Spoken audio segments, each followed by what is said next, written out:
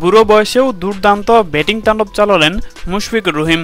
রাওয়ালপিন্ডিতে পাকিস্তানের বিপক্ষে দুর্দান্ত ব্যাটিং তাণ্ডব চালিয়ে টেস্ট ক্রিকেটে নিজের 11তম সেঞ্চুরির দেখা পেলেন এই ডিপেন্ডেবল ব্যাটসম্যান। আর সেঞ্চুরি করেই রীতিমতো বুনো উল্লাসে মেতে ওঠেন মুশফিকুর রহিম।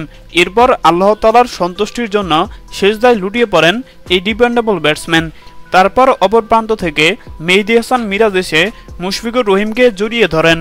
দর্শক, প্রথম টেস্টে প্রথম ইনিংসে পাকিস্তানের দেওয়া 449 রানের টার্গেট ভালোভাবেই সামলাচ্ছে টাইগাররা। তৃতীয় দিন শেষে লিটন দাস এবং মুশফিকুর রহিমের অর্ধশতকে ভালোভাবেই এগিয়ে যায় বাংলাদেশ দল।